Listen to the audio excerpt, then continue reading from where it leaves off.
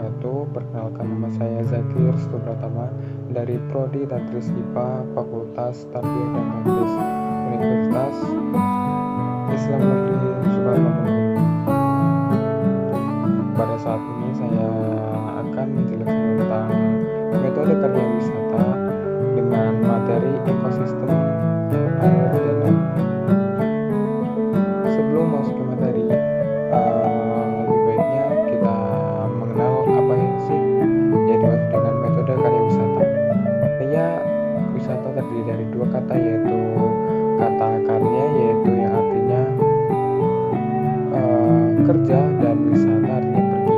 Oleh karena itu, karya wisata sendiri berarti pergi bekerja atau bepergian ke suatu tempat untuk melakukan sesuatu.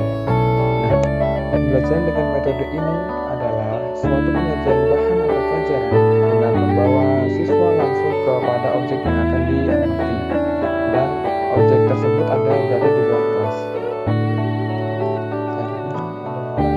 Langkah-langkah metode karya wisata. Yang pertama ada persiapan. Persiapan ada beberapa tahap, ya. Merumuskan tujuan karya wisata. Yang kedua, membatasi objek karya wisata sesuai dengan tujuan yang hendak dicapai. Yang ketiga, menentukan lama waktu karya wisata. Kemudian, menyusun rencana belajar bagi siswa selama karya wisata. Yang terakhir ada merencanakan perlengkapan belajar yang harus dilaksanakan. Persiapan ini dilakukan untuk memungkinkan terjadinya metode ini dilakukan, dan agar metode ini bisa dilakukan secara sempurna dan berhasil untuk mencapai target yang dicapai. Selanjutnya ada pelaksanaan.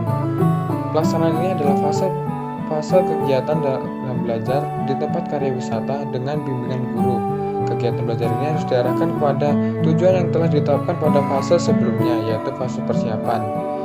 Di fase pelaksanaan ini, segala sesuatu yang direncanakan pada fase pertama diaplikasikan pada fase ini, di mana para siswa atau murid akan melakukan observasi atau penelitian tentang apa saja yang ada di dalam suatu komponen ekosistem tersebut. Selanjutnya ada tindak lanjut. Tindak lanjut ini berarti seperti evaluasi setelah terjadinya observasi. Pada akhir karya wisata, siswa diminta untuk membuat laporan baik tulisan maupun tertulis mengenai inti masalah yang telah dipelajari pada waktu itu. Selain membuat laporan, pada fase tindak lanjut ini menjadikan siswa atau murid yang melakukan karya wisata akan mengetahui tentang hubungan-hubungan apa saja yang ada di dalam suatu ruang lingkup tersebut. Dan pada fase tindak lanjut ini, guru biasanya juga memberikan saran bahkan evaluasi agar kedepannya melakukan metode ini dengan baik. Selanjutnya ada tujuan metode karya wisata. Yang pertama itu untuk melengkapi pengetahuan yang diperoleh di sekolah atau kelas. Yang kedua, untuk melihat, mengamati, dan menghayati secara langsung dan nyata mengenai objek tersebut. Yang ketiga, untuk menanamkan nilai moral pada siswa.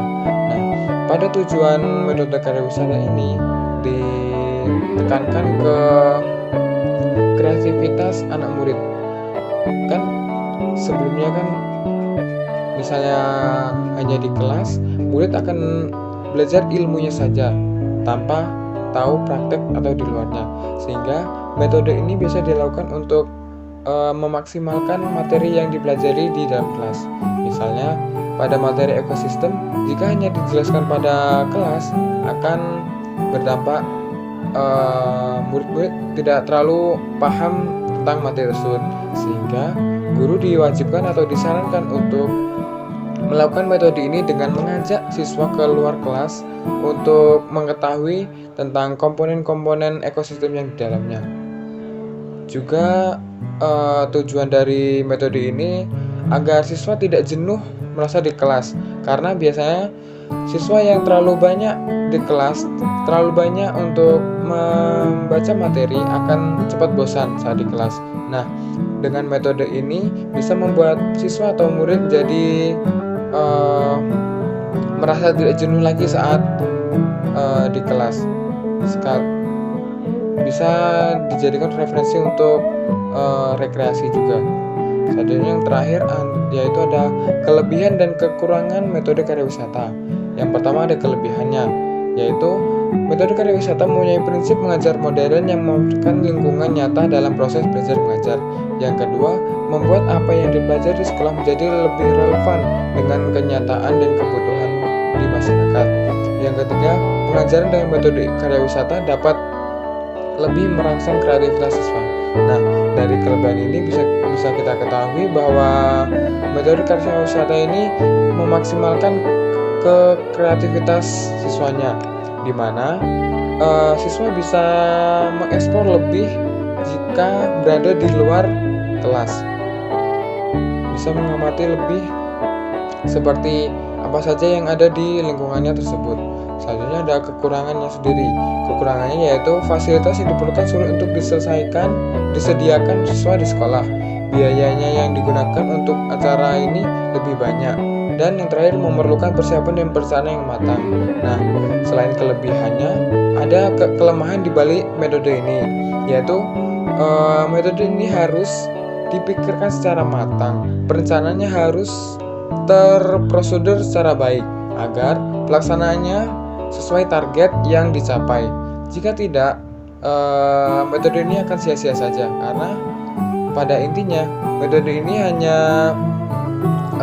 mengajak siswa atau murid pergi ke luar kelas untuk menyempurnakan materi yang ada di kelas.